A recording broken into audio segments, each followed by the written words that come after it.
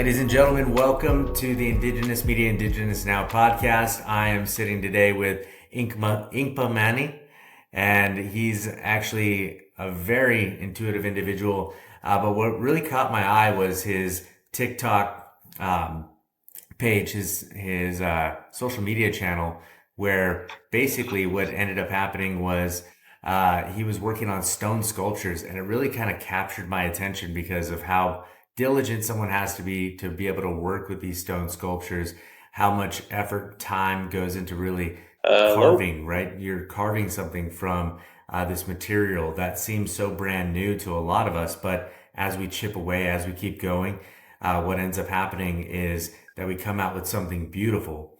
And so, what I really wanted to do was I wanted to touch base with Inkpa and see what really makes him go, right? Really connects him back to his indigenous roots. And so that way he can bring that to the forefront of what we're doing here at Indigenous Media, Indigenous Now, which is connecting one another to our cultural heritage, and then also to the own ideas that we have in our own heads as well, and bringing those to fruition and bringing those to the light in those carvings.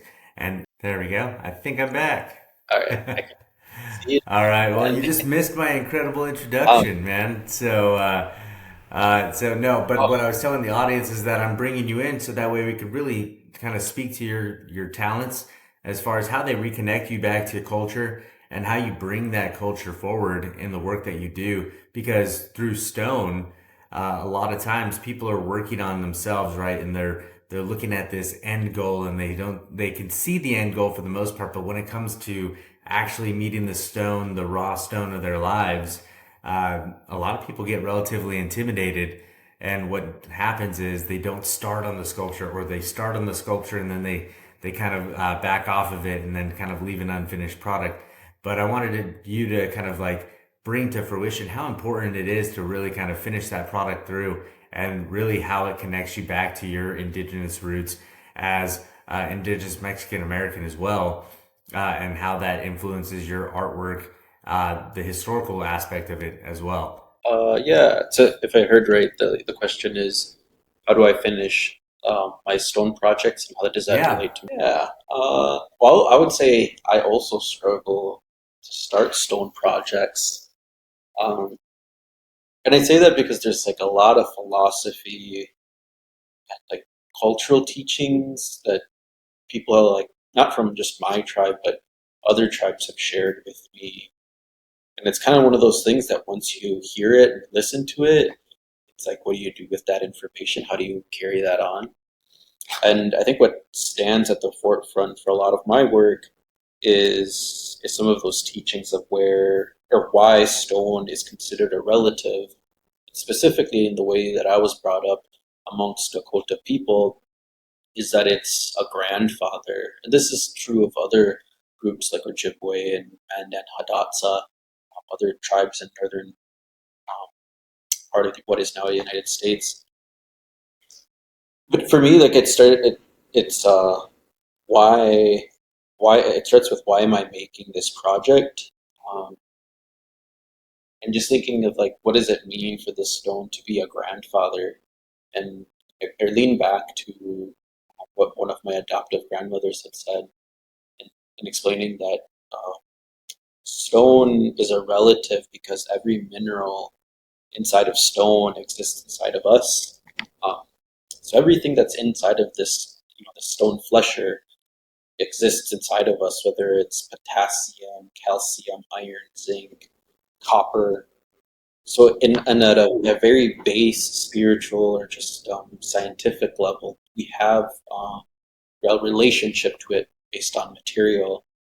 And then my grandmother would go further in explaining that our ancestors' bones have existed on this continent for thousands and thousands of years, especially if we lean into our origin stories, that the bones of our ancestors have become the sediments, have become the foundation, have become the stone that are all across this land. And we've made relationships with other non-human entities. Um, and so when you bring in those elements as well, like stone stops being just this material that goes on your counter, and it starts to become, something that holds a lot of weight. At the same time, indigenous cultures weren't without metal, especially if you're looking at the Haida, the Tlingit, other tribes along the West Coast or in Peru, Mexico, the Great Lakes. There's a lot of tribes in those regions who had metallurgy or had access to metal, but there was still an inherent value to stone. Um, and so thinking through that, I really did give a lot of consideration to how do I finish a sculpture, because this is like the politics of art. But when you do certain gestures or you do certain actions, it can either uphold your own ancestors' art history, or it can uphold another people's art history. Um, so for me, when I'm looking at finishing work, finding that point of when is it complete, how close am I getting to naturalism versus stylization, and so taking those things into consideration and really thinking about, is finishing this work serving my ego? Is it serving, this idea that, you know I think a lot of tribes, or not a lot of tribes, but a lot of indigenous people in their own journey have to find this balance of, who am I doing this for? Am I enough, in that process? Um, but again, I go back to looking at the actual stone tools, stone sculptures, and trying to find inspiration from that. Um, and I can just talk like about polishing and what polishing means to me. But that's kind of like how I would start to answer that question is, I try to lean onto those teachings that I've been given, and then also just like my own sensibilities and aesthetics that I've developed in my own work. Yeah, and so something that resonated really with me when you're explaining it right now was that aspect that we're all relative. So I was actually driving the other day, and what was interesting was I was sitting there with this thought, right? And what ends up happening is a lot of times um, I come into situations and conversations with individuals where they seem to not have a connection with their direct universe, so to speak, right? So it could be that they look at a car and they're like, I'm going to put this car through its paces. I'm going to make sure that everything about this car is on track, but at the same time, we wouldn't even necessarily put ourselves through those same paces that we would with a vehicle, right? So, um, like just making sure that everybody understands and um, looks at it like we are relative to this natural world is huge. And so that definitely really stuck out with me as far as, that we are all related, we are interconnected. And at the same time, that you have everything that is within that rock as a part of you.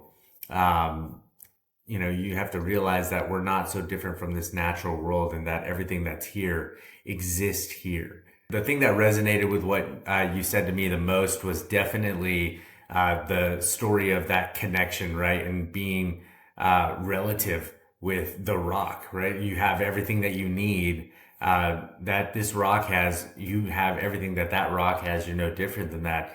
And it brings us back to this relativeness to the natural world. And I actually see it every single day where individuals are so disconnected, right? So like what I do is I actually, I skateboard with my dog, right? And, so we live, in an area where it's fine to skateboard, sure. But then we don't actually see all the different things that are on the floor, right? And when I'm skateboarding with my dog, he's running like 15, 16 miles an hour. And so he wears little shoes. And people ask me a lot all the time. They're like, those are so cool. Like, where did you get those? Or what brand are they? Or why do you even have them wear shoes? And the main reason why I have them wear shoes is not because the ground's hot or anything, but there's these little pebbles that are all over the road. And so it's like, well, I wouldn't want to run on that barefoot. And like people don't think about that same aspect. So I'm like, I put shoes on so he doesn't damage his feet. Um, and so like, but the relativeness is like, hey, if that was me, like I wouldn't want to endure that either. I wouldn't want to be running 15 miles an hour barefoot for like 3 miles. Like that wouldn't be very comfortable. And so, or even just like a car, right? They're like, this car, I'm going to put it through everything that I could put it through. But then when it comes to our own feelings, we're like, no, I don't think I would want to do that. But because it's a car, it's an outside mechanism outside of ourselves. We tend not to, imprint the possibilities or consequences or anything like that. We just like, oh, like we can throw money at that issue or whatnot. But yeah, it comes back to that relativeness that I thought was very interesting, and the relativeness of the stone, and even to getting like the project done is like, do I want to leave a relative on red for the most part, right? It's like, no, like I got to complete this. I got to bring this manifestation into the world. And I thought that was just so cool. So when it comes to like your own personal artistic journey, where do you feel like you're at with it right now as far as the stone sculpture that you're creating of your own life?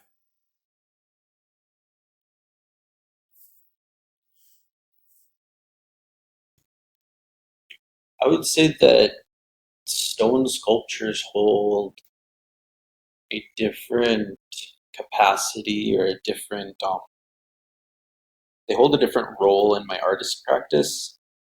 Um,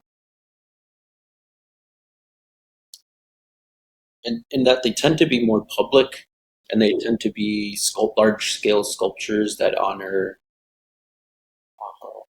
not necessarily individuals, but histories or timelines, nations, events, where a lot of my paintings do the same thing in that they honor a person or an idea.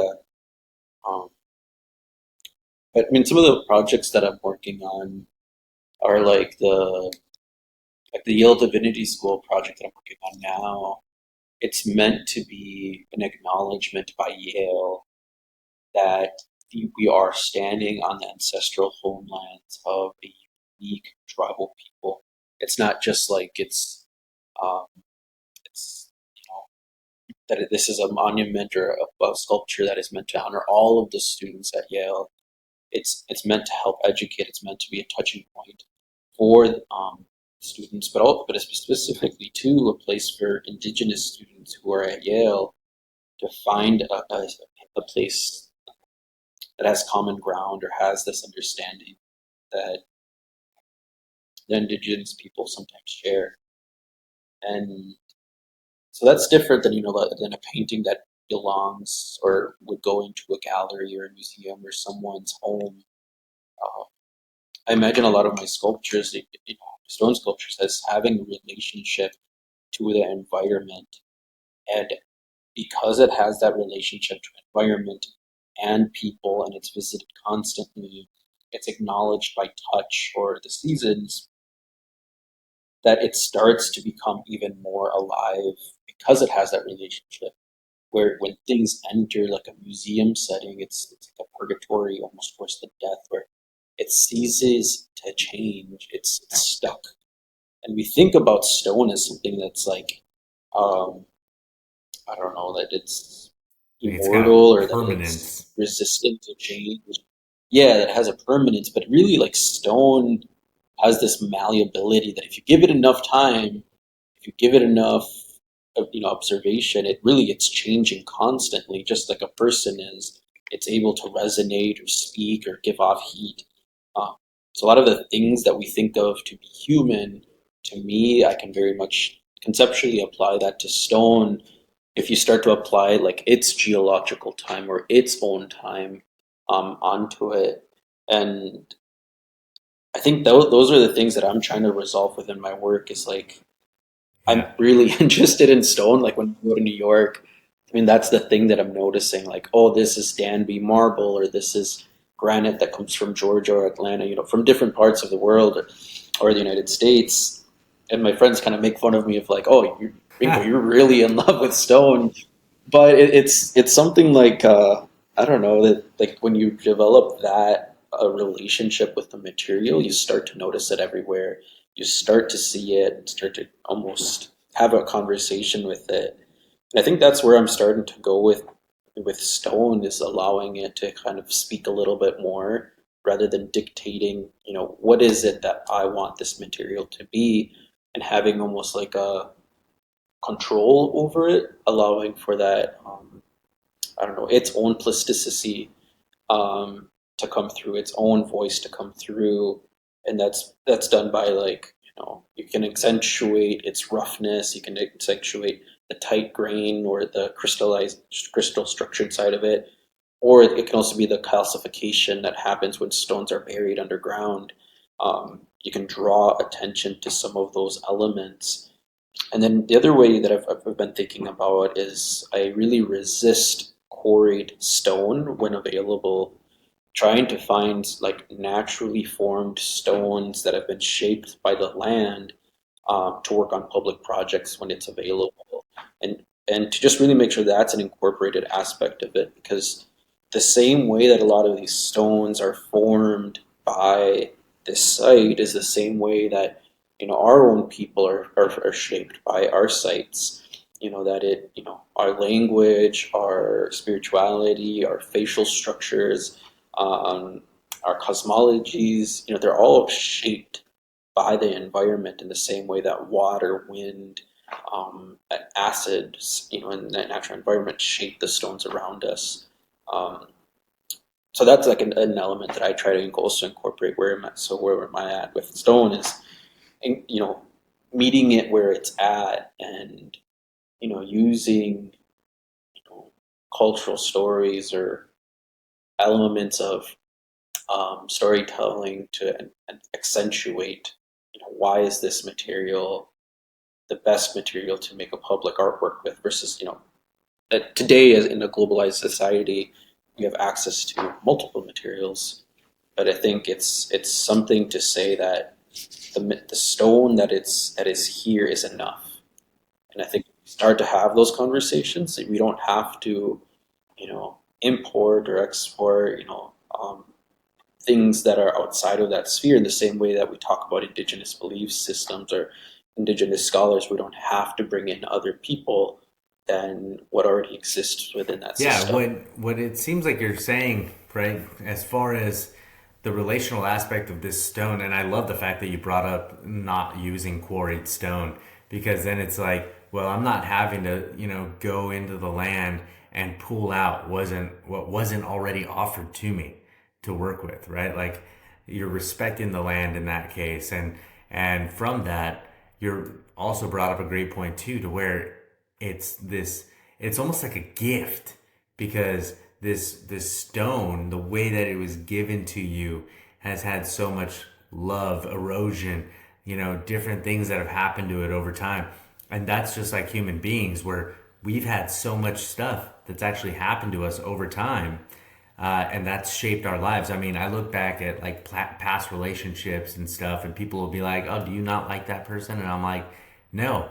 It doesn't even matter if they did anything bad to me or anything like that, right? Like I look at it and I go, I'm actually really thankful for them. I'm really thankful for the way things turned out during the time.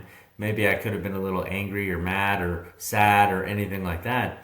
But now I actually have the opportunity to go ahead and forgive, not necessarily forget, but be thankful and gratuitous for, because now I am where I am. If it wasn't for that past relationship, I wouldn't be here. And the same thing goes for the stone, is like for all those different past things that have happened to it, that character that it draws from that, and that person that the stone has now become, right? Because like you were saying, that stone is relative, right? It's our relative that's here as well. And now you're getting to work with that relative with the wisdom that it has from generations and eons that have gone by. And now you're getting to work with that and then bring it to life. So if anything, I definitely believe that you believe that art can definitely be a great provider of like indigenous storytelling and things of that sort. So, how do you use your art now to help tell the stories of your indigenous heritage, or just even of you? Yeah, and I think that's what I'm still trying to resolve. Um, yeah, how do I mean, I think I'm always telling stories or experiences um, that I know or have experienced. Um, but it's kind of a really complex thing to make work about identity in that, like, you know, there's few people in the grand scheme of things that are, you know, in what American society might consider pure, especially for Native people. There's so much intertribal and um, mixing amongst other peoples. For me, I'm indigenous to northern Mexico, to central Mexico, southern Mexico, but I'm also Spanish and Polish. I have that as my ancestry as well. Um, but what I know is that I don't know what it means to be someone from Spain. I haven't been brought up with those cultural experiences or teachings, and I especially don't know what it means to be, in relationship to Polish history or um, as that as a lineage.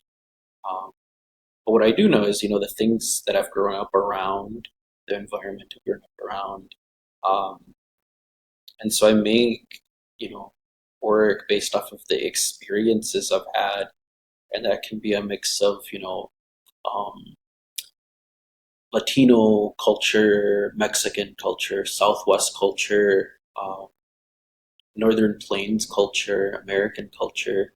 I think all of that kind of starts to fold upon itself. And I don't think that that's any less of a native or a indigenous practice. Because if you were to say that, like by incorporating those other things, it ceases to be indigenous. I think there's a lack of understanding of what our ancestors considered, to be of Right. that group. Uh, because there's always cultural exchange happening. From North Dakota, there was flint that was traded down into the Southwest, and from the Central Plains down into central Mexico, there was buffalo hides and dried meats being traded and turquoise being traded. So there's always an influence of culture It's coming so from funny. all It's like there's always directions. this concept of globalization, even if Yeah, it didn't seem like it meant the same thing like it does now. Like globalization for us is like, well, it's the entire globe. But globalization for ancestors that didn't travel outside of, these, like their own world, right, was their globe. So it was the act of like globalization for the most part. Like you're saying, Flint traded down from the north. You yeah, had all these different meats and foods that were being traded. That's crazy. yeah. And I think that we lose sometimes sight of like those. North America had its own silk roads or interstate highways that crossed all of the different territories, and there's places that where people met up. But yeah, I mean, I think there was less travel than there is today. But to say that neighboring tribes, or even distant tribes weren't influencing each other, I think feeds into these narratives that um, colonization has fed into, of primitivism or unable to build these cultures or to traverse or to be great explorers or be linguists before contact. Every other culture has done that, and to assume that a whole two Right. continents it was unable to do that, out of the what seven continents is some pretty Right. shallow in thinking. It's So like, wait a second. You guys are putting us into this box and you're just saying, oh, you're American Indian, Indigenous, Native, Alaskan Native, Native Hawaiian, and it's like, actually, I mean, just tribal federal recognition alone, there's like 530 plus tribes federally recognized by the United States, and it's like there's so many more that are out there. Like just that concept of colonialization. It's like, what did you guys think? Like, you guys came here and thought that there was no societies, there was no civilizations outside of your own, which is kind of dumbfounding because, like, you have to really think about like, okay, well, where did you come from as a person that was a part of those colonizing efforts, right? Yeah, and I would say that I don't think it was like really the early. Um, I wouldn't say the early colonizers had were that uh, uneducated. I think they were using tools to create narratives that served their own um, capitalistic mindsets or their own financial gains or their own forms of power. But it's uh, the succession of those generations that have upheld and started to believe those narratives and they started to lose the understanding of where their own ancestors were coming from. But I don't know, but so I think about thinking about my work. I try to be conscious of some of those histories, even if I'm not always like aware of all of them. But um, I try to use my work in thinking about generations and not only the conversation that's happening today, but what are the things that maybe I would have needed someone to just represent in the 1920s or in the 50s or the 70s or the 90s or the early 2000s. There's certain elements of things that continue to be ignored or haven't gotten their own forms of accreditation. So I do look at my work as like, what are the elements that I can just make sure are touching points? Not that I'm going to solve everything, but that I can be a contributor to this larger puzzle piece that we can put back together from generation to generation. And I'm a strong believer in like a 4 generations. It takes 4 generations to alleviate trauma, and it takes 7 generations to reinstitute traditional practices. Um, and so I think about that within my work. Like I might not be the person who's really going to make the big change or has arrived at decolonization, but I can be a puzzle piece to make the larger picture That's whole. incredibly humbling too, because realizing that, there's things that are going to be completely outside of your scope as far as getting to be involved in as a human being, because we have such limited time spans, right? And it goes back to like what you were saying, the geological time of that rock may be an instant, if you're looking at it from that rock's perspective. However, we're looking at it from our human experience perspective, right? And we don't have a lot of times. And a lot of time on this planet to be able to really be a part of like all those things that are going to be taking place 7 generations from now. As a matter of fact, when I walk into some of the some of like the museums or the cultural centers of different tribes, especially my own, I get to see individuals that actually were a part of, making my tribe what it was today, right? You look at it like, for instance, individuals ask me, do I get to go to school for free? And a lot of times it's like, well, it depends, but yeah, my education was paid for through my tribe. But at the same time, there were those people, those individuals that had no educations that were setting all of this stuff up. They were the ones that were actually getting me the opportunity to go out and get my bachelor's degree, get a master's degree if I want, PhD if I want, like different things like that. Yet they didn't hold any of those degrees, but it came from just pure will and perseverance that they were able to put these things into motion. And so, I mean, it's really refreshing to see an individual like you being able to take that work of those previous generations, putting them into practice, and then also being humble in the aspect of saying, I'm only the puzzle piece to something that's much bigger than myself. So it takes a lot to do Yeah, that. even kind of feeding off of what you just said, like I would, I'm thinking of like how would my aunt respond to something like this, and she would say like, no, our tribes aren't paying for that, like yeah, they might be giving us the check in order for us to get our education, but you know we that some of the lands were I don't know how you'd say it, but shared maybe. They were released in the same way that we rent a house. Like we understand that those are our property, but we're essentially, leasing or renting out this property into perpetuity to the government. So, it's really the government who has been a benefactor to all of this land, who's only just paying rent back to the tribes, even if they make it a difficult to cash some of those checks. We're still in that system. And I think it's always important to remember that, like, treaty rights and what comes to with treaties, it's not like the government is just taking care of Native people out of the kindness of their hearts, because that's never been true for this. It's their obligation to yeah, it's their obligation to pay debts, to pay the rent due on the continual use of these lands.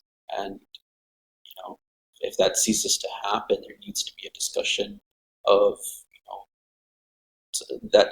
why isn't it being paid? A lot of tribes have, not all, but a lot of tribes have in their treaties that they have access to education, healthcare, um, food, farming, clothing, and I'm sure now there's like an addition of things that can be interpreted, but most tribes have some form of those things: education, healthcare, food, farming, and clothing. Um, but yeah, I mean that's kind of my I mean, it's take on how that's a great take as I far might as that, and respond I to like love that. your answer response. Like, it's like, no, the tribes aren't paying for it, and you brought it up perfectly.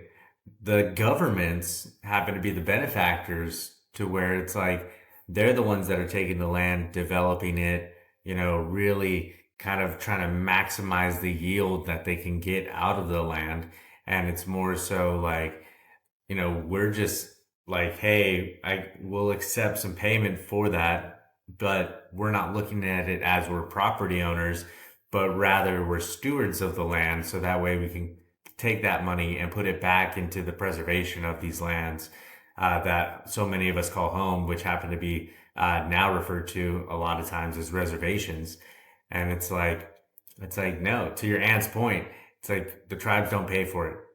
The tribes have already paid for it. Like, that's the thing. You're just giving us money that we rightfully are owed, for those lands being stripped away and for us being put on lands that don't necessarily have the yields, right? And even to say that doesn't even come down to that, right? Because it's like we're stewards of it. We take what is pretty much given, as opposed to taking and trying to manipulate it into something that we want. Because I was actually just talking with somebody about this.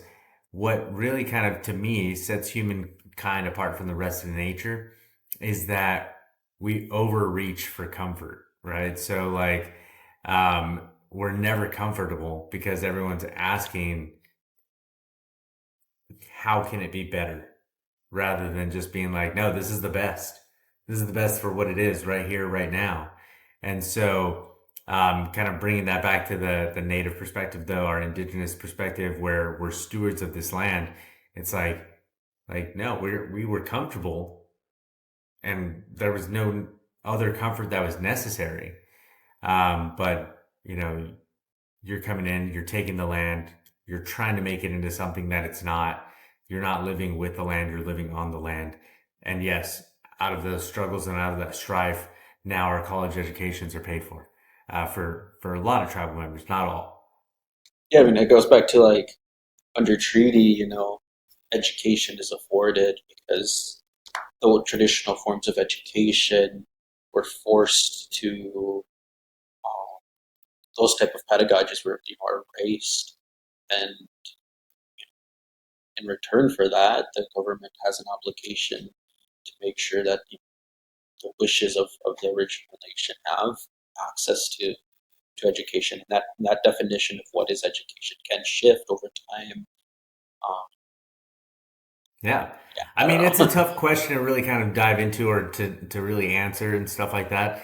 But I think what we're really kind of going with now is this new land.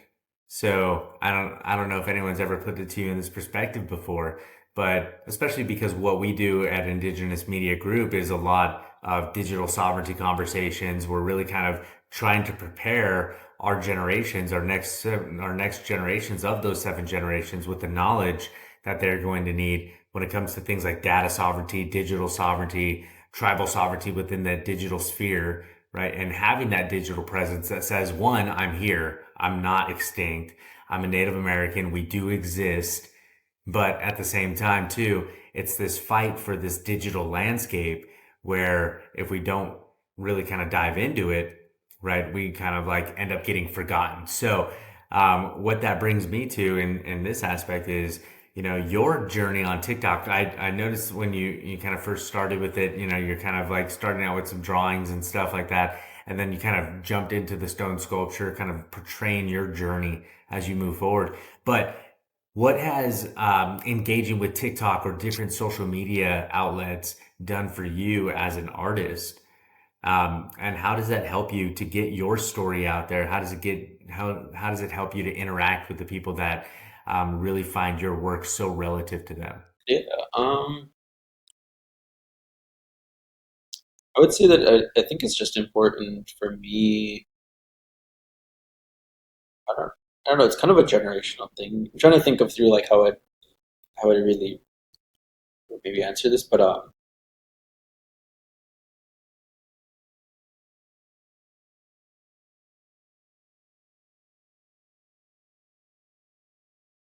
yeah, because there's like an answer for me where it does exist as a way of sharing culture, education, but I'm not really thinking about like today. Like again, I'm thinking about like this is just a marker, a way that I can make sure that there's a marker of the beliefs that I have, or maybe my community has. Um, I don't really totally intend it to be for the outside world. I think like social media for me ends up being just markers of existence. And I think about that especially because I grew up in different communities that have been erased or aren't fully acknowledged, or historically with anthropologists, they seen the communities that I grew up in like as not sufficient or weren't worthy of a full investigation because there wasn't enough left of a preserved culture. Um, and so I think there's part of me that's still, I don't know, like wanting that formal acknowledgement, even if it's from an outside source. But at the same time, like I start to think that it's not really for that. Like it's an informal acknowledgement for the people, whether it's my tribe or other tribes, that these thoughts have existed. And in the same way that like I think of like different codices in Mexico or different writings by, not the different I'm trying to think of the names of some of the um indigenous writers from Mexico and Peru, but they were just recording and documenting things from their time. Um, and some of them were published, but a lot of them just were unpublished with the realization that somewhere, sometime, someone could go back into those documents and just have some sort of realization or some sort of acknowledgement. So I think that's a form of how I think like social media operates for me. It's just a placeholder to hold on to these ideas um, in a bigger scale. So yeah, I'm not trying to like necessarily like disprove or deconstruct stereotypes with my work. My work is the work, and you understand it. There's a lot that I don't share with what I make, um, because that's not for everybody to have access to. And I think that's like a pitfall maybe of like, and I think where like digital sovereignty comes in is like who has access to us. And at no point has the world has at no other point in history has other people have this much access to indigenous belief systems or culture as in social media today or the internet. And I'm a contributor to it, but I not trying to revolutionize or um, add for the outside world to it. It's I don't know. If anything, it's more for people who support me and an acknowledgement that they're seeing that their support has gone quite a long way from a small village in Mexico to growing up just off of the reservation in Minnesota to now Yale. Like these are big jumps, from different places.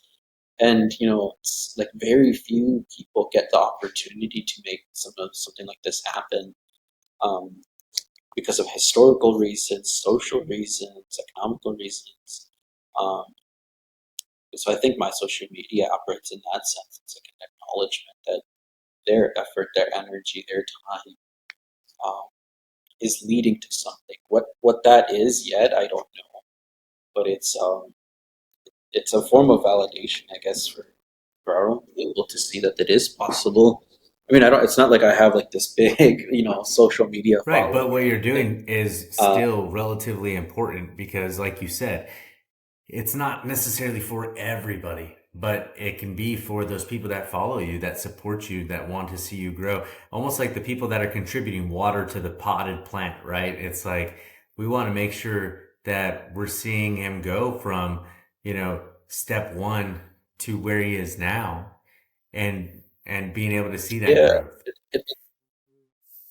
I think too, it's like a tool for joy, and I think that's like something that when we talk about joy or like enjoyment, um, I don't know, like I don't see enough indigenous enjoyment. For a long time before I was even like TikTok or something like that or Instagram, um, seeing Indians smile or smiling was kind of a novice thing or like a special thing that you would see on social like on media. But now we all have access to this and to see, just show like the stoic Indian is just one facet of this larger prism. Um, so I think that for me it like just shows my joy in creating art and creating and having conversations with people.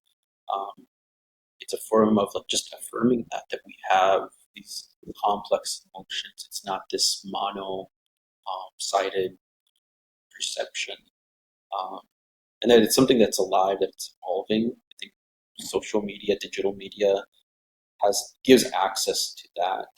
Well, that's really cool that you're not using it necessarily as the I got to get in there, I got to, try to get as many followers as possible or anything like that, but rather what you're using it for is, something that is extremely relative to you coming up in cultures that have been forgotten about, been washed away for the most part. And it's like, no, in order for people to remember who we are, they need a reference point. And so you're providing that reference point, providing the structure for that reference point where that may not have been provided by your ancestors in the past. And now you're bringing it forward like, hey, let's continue this project. Let's continue building the scaffolding and the structure. So that way, when people ask, when we're all gone, when we're dust, there's still something there Yeah, that they can reference us. And it may not be referencing me, but referencing us as a culture to show that we existed, to show that we were here is extremely important. I think too, it's like an interesting. I don't know. Like for me, it's interesting because there's people in my community in Sisseton that grew up without electricity or running water in their homes, and now we're at a point where that was their experience. They grew up with none of that, and now they can enter a space and there's like Wi-Fi connected to a light bulb. You know, the speed of change that has happened. Whether you're a boomer or a millennial or a Gen Z, the speed of that change is incredibly fast. And because I ask the same questions of the past, I know the future will ask those same questions of us.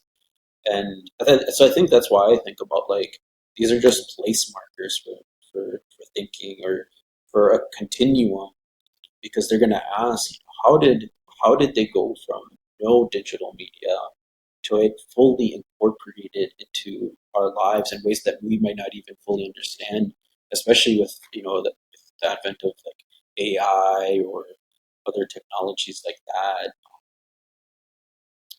They're going to ask questions: how did they navigate it? And so I think that's like where it's important to have Indigenous people just either give an opinion or just showing up onto those spaces. Um, because if there isn't that, then it's kind of like that open hole of wondering, that, and that's not a No, helpful because place. it's like there's no certainty there. It's hard to develop a lot of confidence when there's no certainty and you're just sitting. It's nice to sit and wonder from time to time, but like if you're just sitting there wondering all the time, it can definitely be a dangerous place where people can come in and start to write stories about you. Yeah, other people have and continue to fill in the spaces. Um, Yeah, it's never never ended ended well. well. So Even when it's tried to be So as well. far as your experience and stuff, I mean, obviously you got to eat, right? So it's like, what are some of those challenges as an emerging artist yourself? Just kind of coming up from where you came up from, and it's like what are the challenges that you were met with along the way, or what are some of the challenges that you even go through now that you want people to know about? Oh, some of the challenges. I think that's hard. I think now, I think like a challenge for for me, I guess we'll just keep it to that. Just like be is I've grown up in very rural settings, and time has a funny way of moving in rural spaces or spaces that aren't like the center of the art world or the center of conversation. And so for me, I feel like there's been a lot of catch up that I've had to do in terms of like reading um, art history, art theory, um, other Indigenous writers who are active right now, or had been active. Um, so I think that's like a big challenge, is that just like as someone emerging, but I don't know. It also depends like where you want to be within the art market. I mean, I'm imagining a world where there's several native artists who can sell contemporary artwork for over $1 million. And it's not that because I want people to have millions and millions of dollars or buy into capitalism, but I want that value that has been placed on European and African American, Asian artists to equally be held in Indigenous hands, and that it's represented and known. And for that, there's like a certain level of understanding the art market or just understanding how to navigate museum spaces. Um, I don't want Indigenous art to always be isolated in the natural history section or a special wing dedicated to all of North America, South America, Oceania, um, or to be compared in context to the ancient arts of the Americas. There's I want more out of the art world, and that we're not sequestered, or there's not just opportunities for Native artists, um, but that all of our Native artists are able to compete at a global level because the work is there. The the the work ethic, the technique, all of those things are there. It's just like that lack of acknowledgement. Um, And so for me, I don't know how to solve that problem, but I know that through education and I know that through um, connections and networking, that there is a way to include more people into those spheres, or the way that my work can somehow help someone along and push them forward into that. And it's not to say that it's not happening, but I want to see more of it. Yeah. I don't know if I strayed too far away from the original question.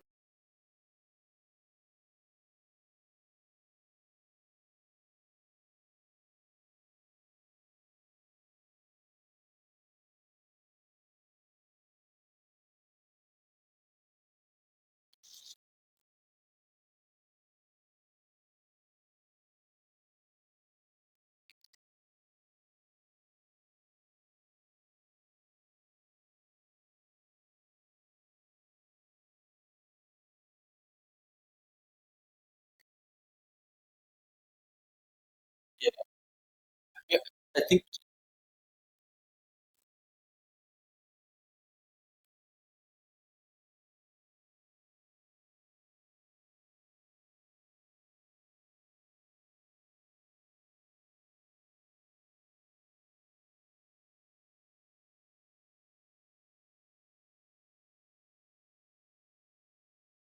yeah, or like there's a case of like if you look at like Southwest art, or there's like a number of artists from Europe who make work that it's parallel to indigenous or native people. So like especially in the Southwest, there's like artists who paint native people in the past, and those works go for 20,000, 100,000 plus $500,000. Um, but there's equally that many talented artists within our own communities who have that capability, but for some reason there's like a disconnect that they will prop up this Southwest artist or this other artist to make that work. And then there's this other artist who's indigenous and is making really important work or work that feels relevant, but it's not really acknowledged or appreciated the same way.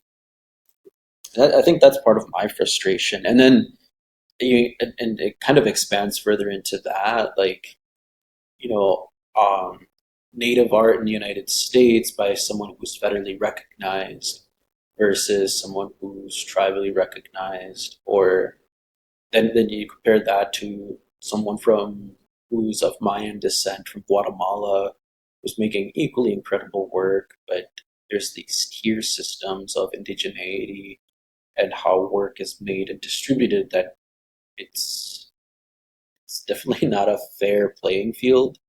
There's a lack of And education also too, around I think it. within the Um, distribution system of these things, of these artworks, whether it be like paintings, sculptures, or even like media, right? Media can be seen as a form of art. It's controlled a lot of times by people who have different interests, right? So like for my, for instance, I was like, people ask me, they're like, well, why do you create Indigenous Media Group? And I'm like, because I was tired of getting asked, what do you like to be called? Native American, American Indian, like what works for you? And it's like, I'm actually Mojave and Pipa Hamakav from, my Makav tribe, my Mojave tribe. But like not everybody fits within one box. And so we wanted to create this media group because it was like, we want to give a platform for individuals and tribes and stuff to be able to showcase what it is that they got, because it's like, no, we all have our own unique stories. We all have our own unique purpose that of being here. And so, yeah, like going back to that frustration as far as distribution goes, it's just like, I feel like right now within Indian country, it's like kind of a little bit more difficult. I feel like we're failing. It's not to say that we failed, but we're failing when it comes to the distribution aspect of our information. However, we got to be careful what we wish for, right? Because it's like, well, if we want more distribution, we got to come out with more content. If we come out with more content, who's to say that that content is culturally accurate or not? So, and is respectful of the cultures that it's trying to actually showcase, right? So, a lot of times, what I come to see, especially within the social media realm, is, hey, I just made $20,000 this week, or I just made $50,000 in a month. Like, and it's like, well, what did you sell? And it's like, I sold like a hand crank propeller on from Timu on on Amazon, and it's like, okay, but what is that connection? Like now we're just chasing this capitalistic mentality of profits, and we as tribal members are like, especially when it comes to digital sovereignty, we're like, we don't want all of our information out there just so that way later on it can be monetized. Yeah, but I mean, this is what I'm trying to resolve as well because, and I don't know that I'll ever have an answer to it, but if I say that I want to see a world where there's multiple indigenous artists selling works for over $1 million at auction, wherever, that means that there's going to be people who are going to jump on to almost like a bandwagon effect or a trend into that. Um, so that's kind of like I don't know how to resolve that. Like, I want to see us be a more globally acknowledged. At the same time, that means that the globe has access to those things and can just take from it. I mean, and I think about this in the same way as I think of like anime. Like, it's so much of anime is derived from, regional beliefs or traditions of certain parts of Japan or what has now become like an entirety of Japan, and that has been distributed around the world where, you know, almost every single high school around the world, you have a kid drawing anime images.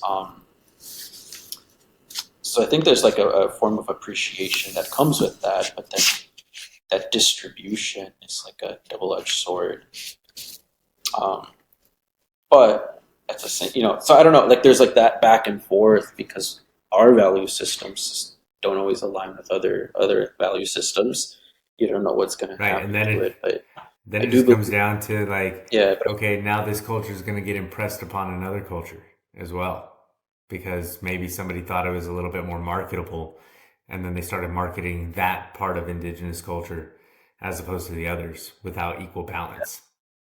yeah, I mean that's kind of something that happens already with like Plains Indian culture. It has become, you know, there's like I don't know, maybe three big, media representations of Native people, which is maybe like the Northwest, the Great Plains, and the Southwest, and everything else.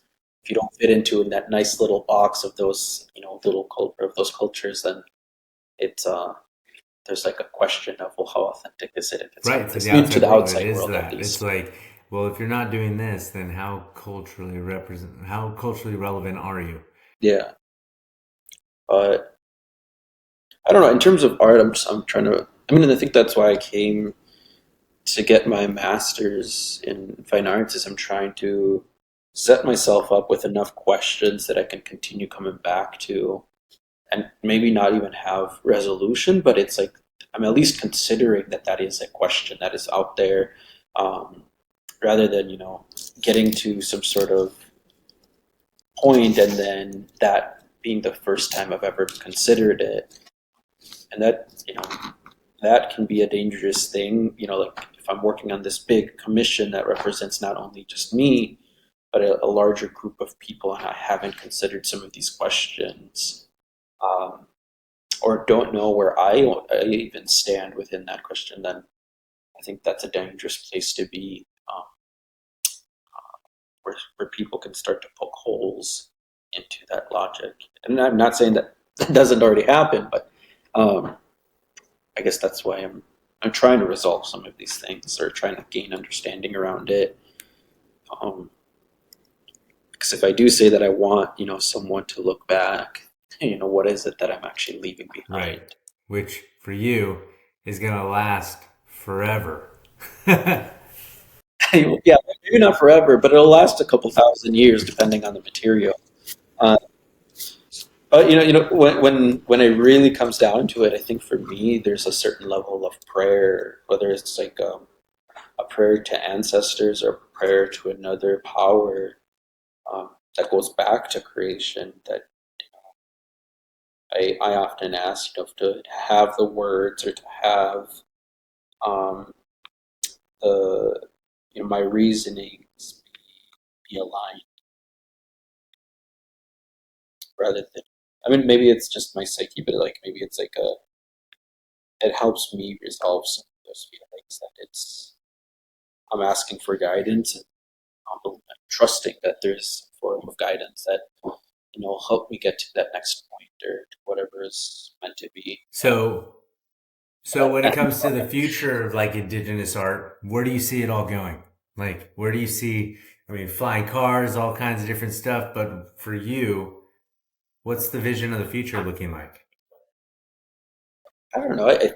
It's hard to say because I feel like we're definitely living in a very exciting moment in Native art, where Jeffrey Gibson just represented United States at the Venice Biennale.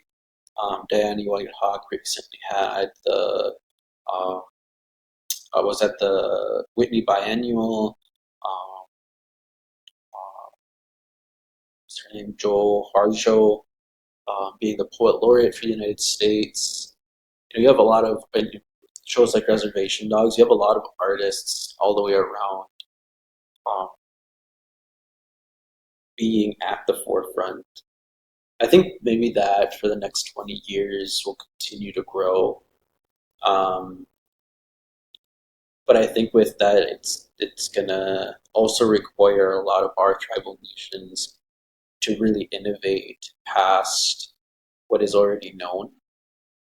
And that's my hope for it. And I think when you start to innovate in the art world, you bring in these new techniques or new ways of thinking, um, it can catapult careers pretty far. And like that's the world I want to see. It's like the native art world where native artists are able to um, sell a work at auction or in the secondary market for over $1 million, because everything that comes with it, I hope, will be to the betterment of a lot of tribes. I don't know a lot of. I, I can maybe only count like two or three native artists who aren't community oriented, but a lot of native artists are giving back or doing mentorships or do summer programs or are offering some sort of help back to community. Um, and I think the trickle down effect of that, as more artists are represented by galleries, are included into museum retrospectives, or art fairs, the effect of that, the appreciation for native art will continue to grow. I think there's a lot of challenges ahead, like who gets to dictate what is indigeneity, or what is the limit of indigeneity, or who is Native American versus indigenous. Because Native American is a legal term, American Indian is a legal term that doesn't always apply to people of Mexico or the Caribbean or Canada. Um, so you can be, I don't know, 100% Purepecha from Mexico, but as soon as you cross the border, you cease to be indigenous. You're just Mexican, or you cease to be Native American. You can't apply that term to your art anymore. So I think there's areas like that. I think there's also like an area in the native art world that we need to get over of scarcity. Like we're in the wealthiest country in the world. There is more than enough funds to fund projects or projects. Yeah, there's more than enough funds to fund projects all across um, the United States, Canada, and Mexico. So, or even further south into Latin America. But I think the native art world will continue probably to grow for the next 20 years. After that, I don't know. um, because I think that people are waking up to see what native art has the potential to do, and with new formats, new conversations, new languages, and there's so many tribes, there's so many languages, there's so many cultures within North and South America. That potential will continue to grow. It's not easily expendable. Um, you think of what's a small country that produced a lot of artists. I don't know. Yeah, maybe England. How many? If you think of like in England or the UK, how many artists have been produced from that island? And there's tribal nations like the Navajo Nation or other tribes in the United States who had more territory at one point than that. Um, yeah, there's a large capacity for the native art market to grow. My hope is that it doesn't just grow in the tourism trade, that it grows horizontally as well as vertically. So it's growing in museum shows and representations by galleries, that your common beadworker artist who's making earrings for their family or their tribal community. Also, think of that valuation also grows. Um,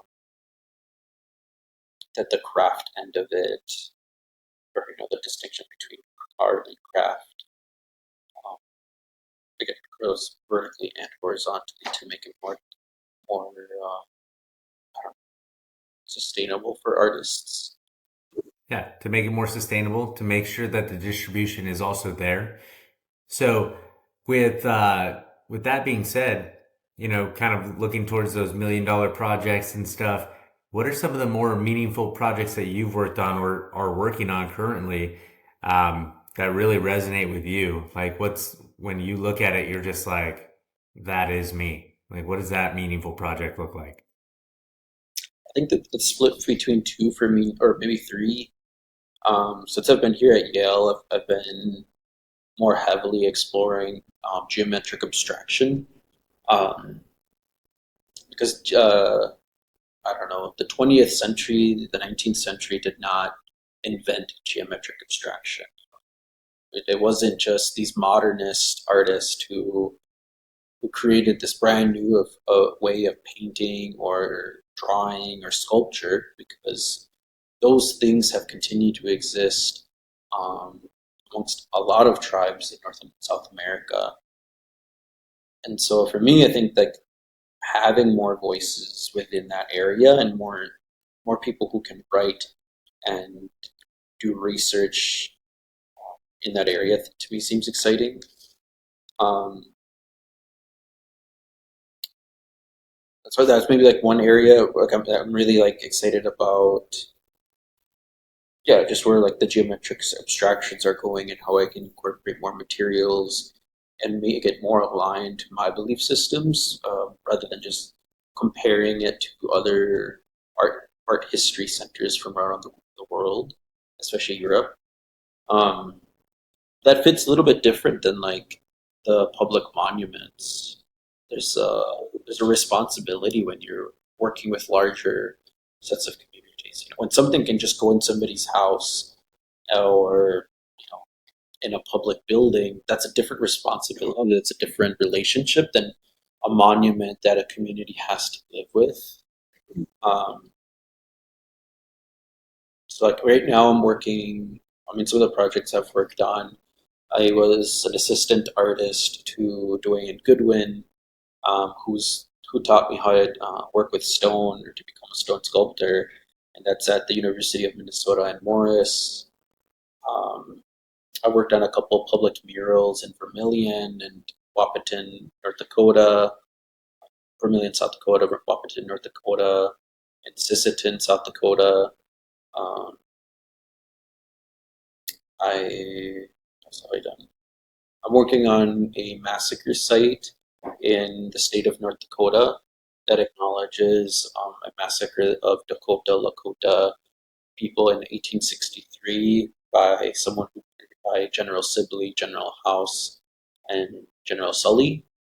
Um, but that's important for a different reason, because that's a massacre that has heavily gone unrepresented and acknowledged.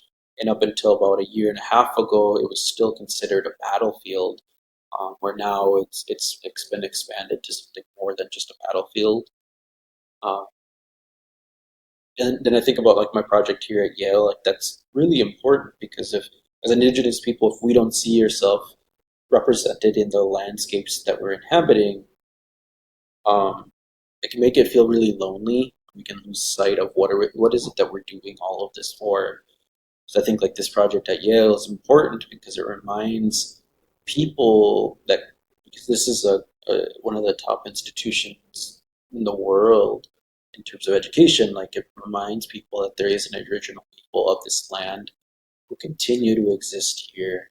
And for the students, it's a reminder of like why are we doing all of this for? You know, at the end of the day, why pursue art or why pursue music or mathematics,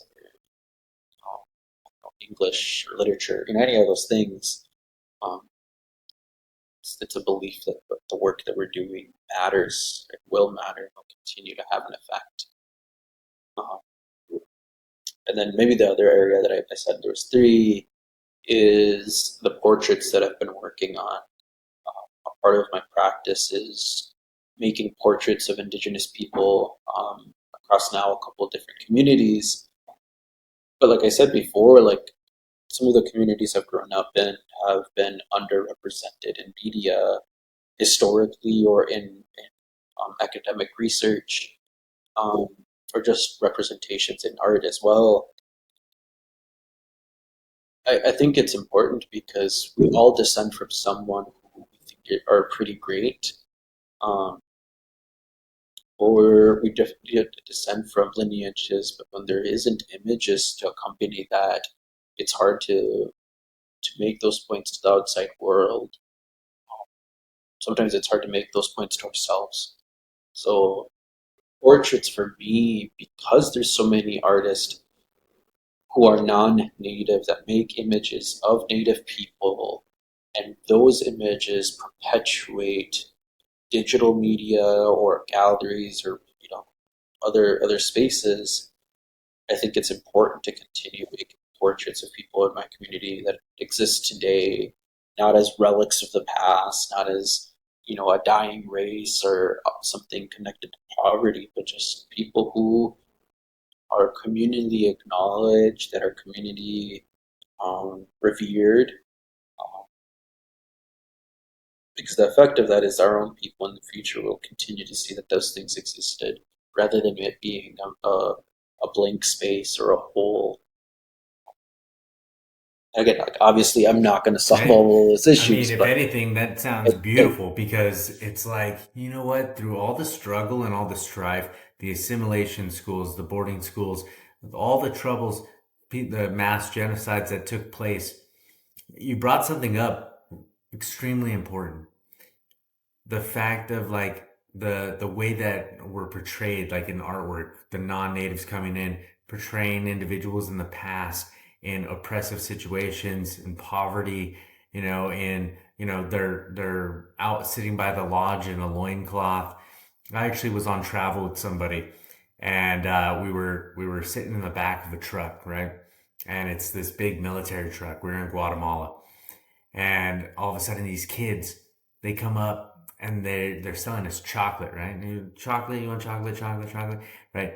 And by the way, the chocolate that you get, it's hit or miss, man. It could be good, it could be bad. Like you don't know, right? But these kids, right? They couldn't have been more than like 10 years old, from the ages of like 5 to 10, right? And their parents, they have them out there. They're selling chocolate, right? To the people that come by, right? We're in the back of the military truck. There's like 12 of us deep. Anyways, the kid hops on the truck, like, "Hey, what's up, guys? You want some chocolate?" And we're like, "Yeah, yeah. You know what? Like," and there's people on there like, "No, no." And then all of a sudden, there was an individual. She was sitting next to me, and she goes, "It's just so sad." And I'm like, "Wait, what? Like why are you sad? Like why do you feel sorry for them? Like what is it that is going through your mental right now, right? That makes you feel sorry for them because you didn't even have a conversation with them or anything. Like you just know that this person is selling chocolate in order to survive, right? Or to make a living, or to do whatever. They may be the richest people in the world. We don't even know, right? Maybe they just like to sell chocolate in their free time. I don't know. But the fact of the matter is that we didn't have the full story as to like what type of living situations they're in or anything. And for the person to pass that judgment of, it's really sad. It's like, well, actually, this might be the best time of their day. They might, there's an individual, there was kids there that had the ability to speak English. And when we asked them, we're like, hey, where did you learn English? And they're like, oh, just from jumping on the trucks every day. We get to learn a couple phrases here and there. And it's like, this must, it could be like, sure, it could be a hustle. It could be like, oh man, I have to go to work. I can't stand this. Or it could be, I get exposure to a whole different part of the world. Like I get to learn languages, and like, this is where I come to like get that experience. And also I get to have fun because I'm with childhood friends that, will remember this when we're older. But yeah, it comes down to, how people are being portrayed. And so thank you for portraying them in an instance where they're not oppressed. They're not just like impoverished and as relics of history. Because that's extremely important. And I think that is something that by you completing these projects, you're doing quite well of being able to actually like portray these individuals in situations where they're uplifting. Yeah, I mean, that's the goal.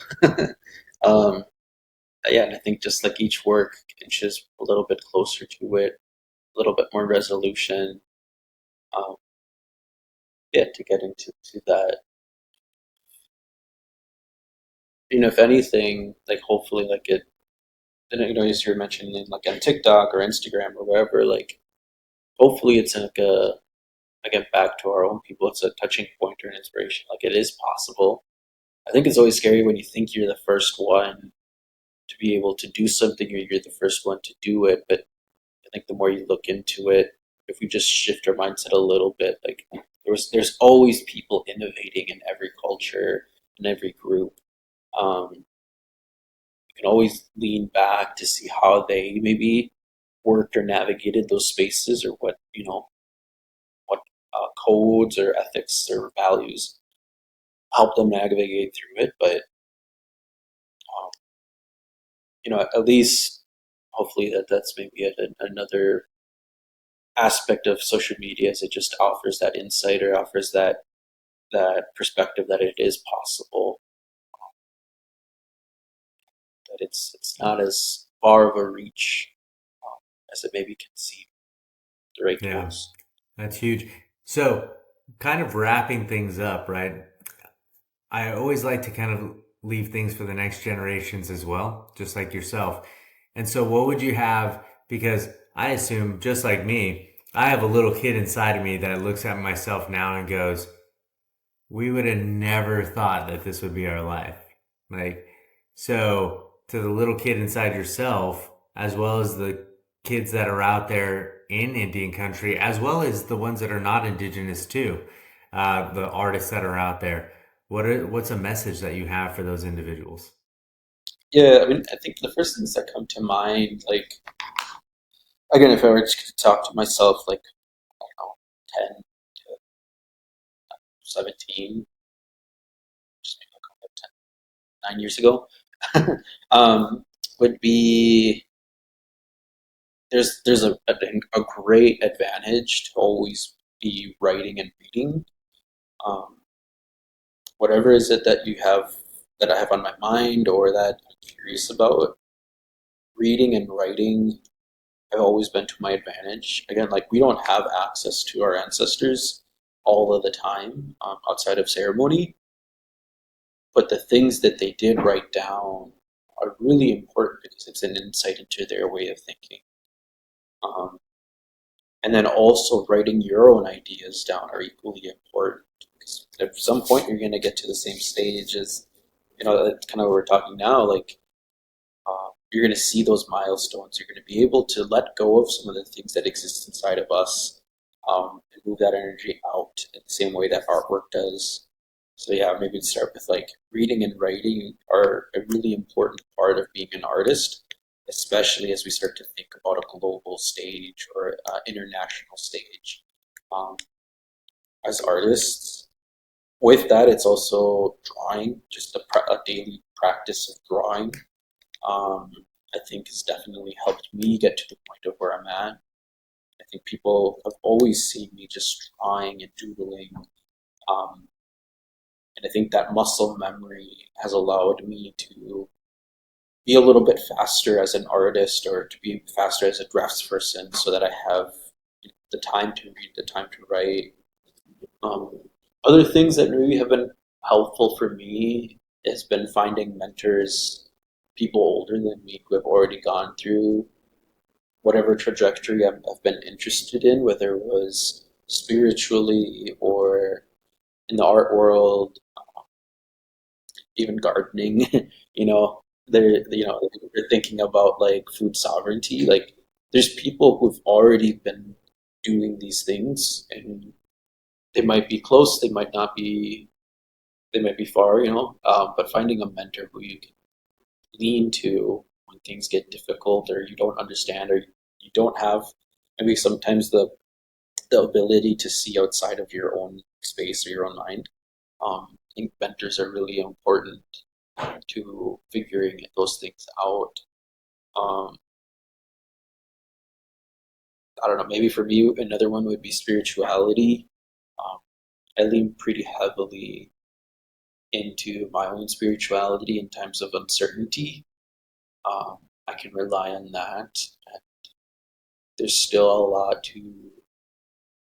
uh, to dig through or to kind of understand, going back to more of a traditional mindset or a mindset that hasn't been influenced by capitalism or maybe in the case of the United States, like Christianity. But I think those different perspectives allow an artist to have these different modes that become an advantage later because you're not doing the same thing as other people because you have your mentors who are also somewhat aligned with some of these things. You're continuing to draw and hone your artistic capabilities, and you have all of these voices through reading.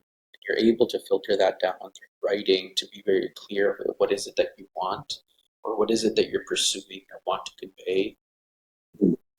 I mean, which is like, I think that the simplest things, it's a pretty simple thing to just read a book. Libraries, for the most part, in the United States are free. um, but even like online, like there's so many free PDFs.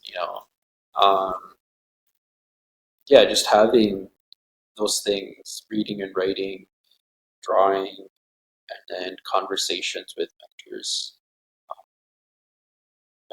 elders, people who have traversed those paths are really important. Or at least it's been really important for me. And I definitely wouldn't have been able to get some of these large public art commissions or um, been able to get my bachelor's and then my master's, or pursuing my master's here at Yale without those elements. Yeah, I'm not sure what else I'd add to that. But yeah, in this moment right now, yeah, in this moment right now, because, I mean, I think too, like, I think about like with, prophecies that I've been told, like, especially concerning like the seven generations prophecies, that the seventh generation would be a generation that has access to the white world and has access to the traditional world and are able to take and filter the best parts of both of them and only take the best parts of it to move forward with whatever is needed. That's what's going to create the greatest change. I'm a strong believer that those prophecies are in time of fulfillment. So I think it takes that work as Yeah, well. and I can't wait to see that last part of it get fulfilled because that's where I am as far as my own personal journey. I got one foot in one world, one foot in the other world. I feel like I can communicate within both, but at the same time, it's now just getting that acknowledgement as that particular actor within this grand fabric that is the universe, right? And it's like once we start to acknowledge those individuals, worlds start to come together. And yeah, I mean, like it's more conversations like these are going to be taking place, and stuff of that sort. So, but really quick, I just wanted to say thank you for coming on today. Like, I know it was just a crap shot in the dark, man. I just hit you up on TikTok. I was like, maybe, maybe not. And then you responded, and I was Yeah, like, heck yeah. And then I saw your profile as well and just dug into it even deeper. And I'm just like, that is really cool. And not only that, but you're doing things. And the way that you explained it today is so amazing. Just from the aspect of everything within this rock, you already have. And if this rock can therefore become this beautiful sculpture, this beautiful piece of history that's able, this beautiful reminder that provides the structure by which, cultures are remembered and represented. Like if everything within that rock is already within you, then you can also too be doing that type of stuff and being able to be that type of actor that's needed to be a representation of your culture and your civilization as it goes through history. yeah. I mean, like in terms of like my acknowledgements, maybe this is where we should have started off with, but um, so my name is Inkpa Mani. I was raised in Chihuahua, Mexico, and then in Wheaton, Minnesota, just off of the Lake Traverse Reservation.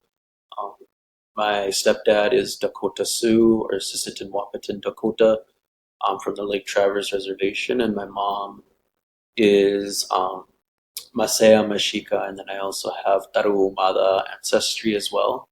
Um, so my mom, is, my ancestry is from Mexico, but I grew up around Dakota, Lakota people.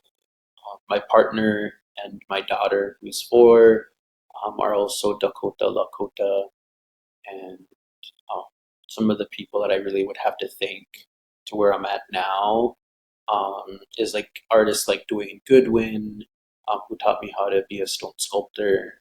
Um, Laura Youngbird, who has given me a lot of opportunities in the art world. Um, Edgar Heap of Birds and John Quincy Smith were really pivotal for me being able to come out to the East Coast and study art. Um, Other people like Keith Braveheart, Henry Pear, Diane Whitehawk, just through engagements or little lessons along the way, whether good or bad, like those have all helped shaped who I am, and kind of given me a little bit more clear path along that. Um, yeah. And maybe like my spiritual, or people who are like spiritual people in my life, like Breon Lake, Ron LeBeau, Phyllis Redday, Pat Gill, Francis Eagle, Arlene Graybear. Like those people in my life um, have really been instrumental in, for me to create um, my own ideas or my own strategies to be an artist or just to be a good person. Nice.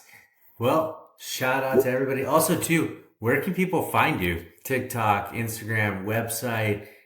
Are you on the directory over there at Yale as far as like, can they find you in any of their articles?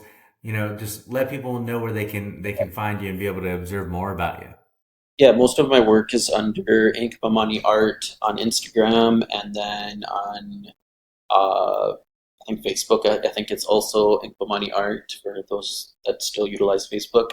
And then on TikTok, I think it's just Inkpa Mani on TikTok. Otherwise, there's those are the main places that my work shows up. Otherwise, there's whenever I show work in galleries or museums or public sculptures.